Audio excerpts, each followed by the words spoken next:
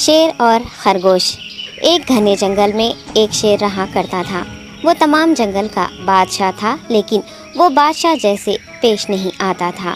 ہر دن بے رحمی سے جنگل کے جانوروں کو کھا جایا کرتا تھا۔ شیر کے خوف سے جنگل کے جانور چھپ جایا کرتے تھے اور خود اپنی بھوک و پیاس کو مار کر سخت مشکلات سے دوچار ہونے لگے تھے۔ اس طرح کچھ دن بعد جنگل کے تمام جانور ایک مقام پر جمع ہوئے اور شیر کے شر سے محفوظ رہنے کے لیے سب مل کر رائے مشورہ کرنے لگے۔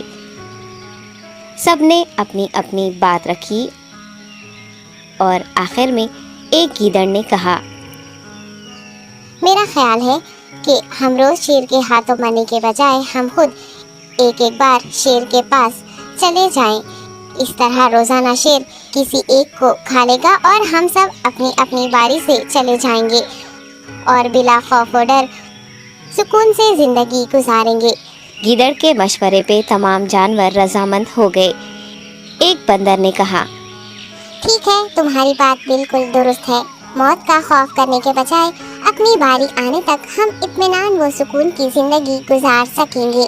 جانوروں کی بات چیت مکمل ہونے کے بعد خود گیدڑ نے شیر کے پاس جا کر یہ ساری بات بتائی۔ گیدڑ کی باتیں سننے کے بعد شیر نے کہا، میں بادشاہ ہوں، اس لیے تم سب کی بات مان رہا ہوں، لیکن ایک بات غور سے سن لو۔ اگر کسی دن مجھے جانور ملنے میں تاخیر ہو جائے تو میں خاموش نہیں بیٹھوں گا اور دوبارہ تم سب پر حملہ کرنا شروع کروں گا۔ شیر نے بڑے غصے سے یہ سب کہا۔ شیر کی باتیں سن کر گیدڑ نے سر ہلاتے ہوئے حامی بھر دی اور وہاں سے چلا گیا۔ اس دن کے بعد ایک ایک جانور بلا ناغہ اپنی اپنی باری کے مطابق شیر کے پاس جانے لگے اور شیر سکون سے اپنے پاس آنے والے جانوروں کو مار کر اپنی بھوک مٹانے لگا۔ یہ معاملہ ایسے ہی چل رہا تھا اور ایک دن شیر کے پاس جانے کی باری ایک خرگوش کی آئی۔ وہ خرگوش بہت ہی ہوشیار تھا۔ اسے شیر کے پاس جانا منظور نہیں تھا اور اس نے اپنے ساتھی جانوروں کو بے رحمی سے مارنے والے شیر کو سبق سکھانے کی ٹھان لی اور ایک اچھی تدبیر نکال کر آہستہ آہستہ شیر کی گفا کے پاس پہنچ گیا۔ تاخیر ہو جانے سے شیر کافی غصے میں تھا اور خرگوش کو دیکھ کر غصے سے کہنے لگا، میں نے تم سب کو پہلے ہی کہہ دیا تھا، دیر ہو جائے تو میں خاموش نہیں بیٹھوں گا۔ تم نے وعدہ خلافی کی ہے، اس لیے میں جنگل جا کر من چاہے جانور کا شکار کر کھا جاؤں گا۔ تب خرگوش نے شیر سے کہا، معاف کر دیجیے بادشاہ سلامت، غلطی ہو گئی اور اس کا ایک واجب سبب ہے۔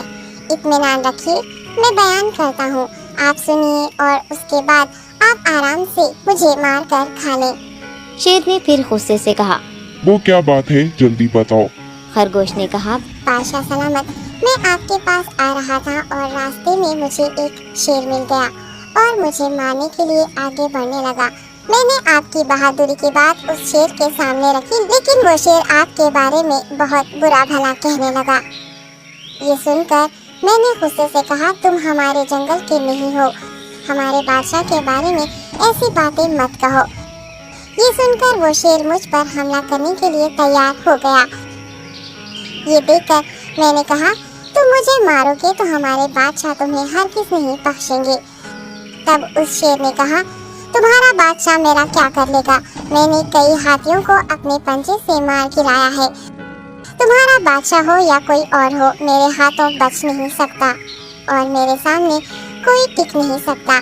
میں اسے ختم کروں گا۔ یہ سب بدتمیزی کرنے لگا۔ میں نے اس شیر سے کہا، تم ہمارے بادشاہ سے آ کر بات کرو۔ تب اس نے فخر سے کہا، میں کیوں آؤں؟ تمہارے بادشاہ میں دم ہے تو اسے ہی یہاں لے کر آؤ۔ یہ کہہ کر مجھے دبانے لگا۔ بادشاہ سلامت، اسی لیے آنے میں تاخیر ہو گئی۔ یہ سنتے ہی شیر غصے سے کہنے لگا، چلو ابھی چلتے ہیں، اسے ختم کر دوں گا۔ یہ سننے کے بعد خرگوش نے شیر کو جنگل کے درمیان موجود ایک کنویں کے پاس لے گیا۔ خرگوش نے کہا، بادشاہ اس کے اندر دیکھیے، وہ وہاں آپ کا بے صبری سے انتظار کر رہا ہے، آپ اسے اچھا سبق سکھائیے۔ شیر غصے سے فوراً کنویں میں جھانکنے لگا اور زور سے دہاڑنے لگا۔